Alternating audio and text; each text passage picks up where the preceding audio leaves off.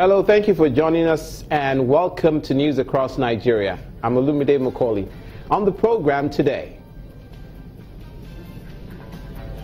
National Bureau of Statistics seeks new data on women and children to aid planning for health, education and rights amidst new economic realities. Traditional leaders and representatives of River State's government hold peace meetings with communities following recent amnesty granted to criminals.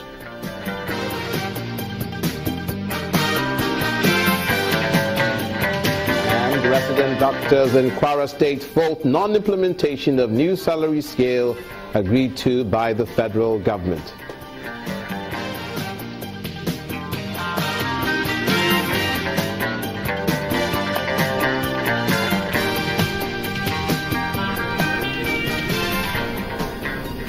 We begin in Abuja, the nation's capital, where current economic realities have woken the National Bureau of Statistics to its responsibilities, where the agency says it will begin a survey to provide new data on the situation of women and children in Nigeria. Now, the areas of concern for the agency and its partners include health, education, and child protection, amongst other issues.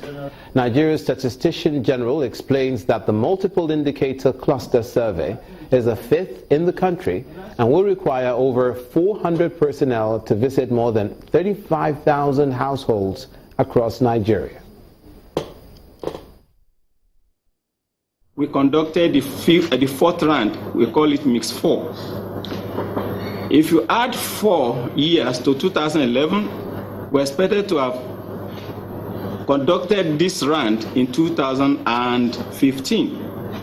However, we tried to dodge election year to allow for free movement of our field officers, and therefore we postponed to 2016.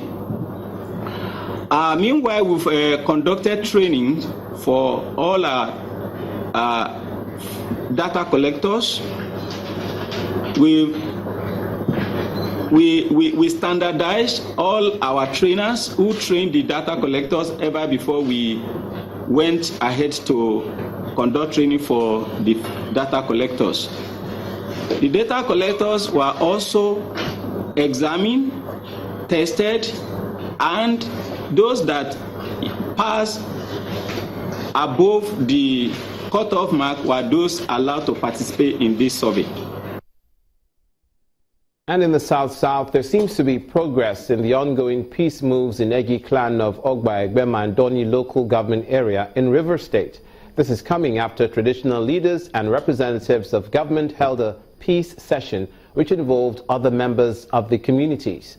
The meeting follows the amnesty program set up by the River State government for cultists in the state to surrender their arms and turn a new leaf. Youths led by some traditional leaders in Egi clan of Ogba, Egbema, Undoni local government area of River State chanting a local slogan.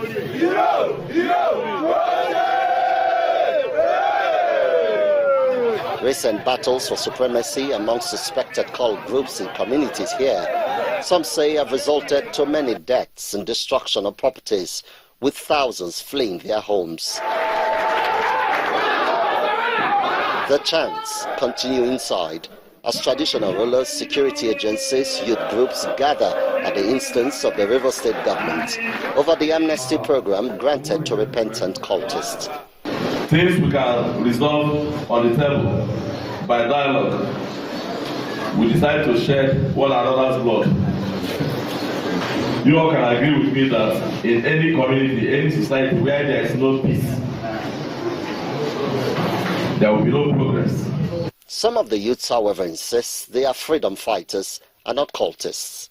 We are begging that they should help and make the peace to be a new one, to be a perfect one. Because it will be very sad, maybe after this program, then after everything, and maybe tomorrow, and that will come up.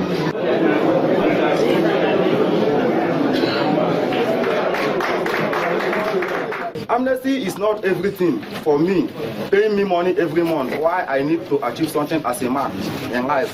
We all here, even me, I want to go to school. Elsewhere, the River State Governor inaugurates the Amnesty Committee. The essence of this program is to give amnesty to those who are involved in related crimes, cultist activities, who want to surrender. We are not saying that we are pleading, we are saying that if you know you are tired, you don't want to participate, you come to government and say, look, we don't want to be involved again. And it will not be by mere words. You must also have to surrender all your weapons. The government has given 60 days to the committee to wrap up its exercise. Some say there is need for the issues of criminality to be put in the right perspective. Emmanuel Ere, Channels Television News. And in the southwest and the north central, the Nigeria Police Force in Ogun and Kwara State commands have arrested a number of suspects for various crimes, including armed robbery and murder. While the Commissioner of Police in Kwara State cautioned citizens to be wary of who they employ as domestic help, his counterpart in Ogun State says no stone will be left unturned in fishing out criminals. Little did a professor of the University of Ilorin know that a driver he employed would become the armed robber who viciously attacked him and his family.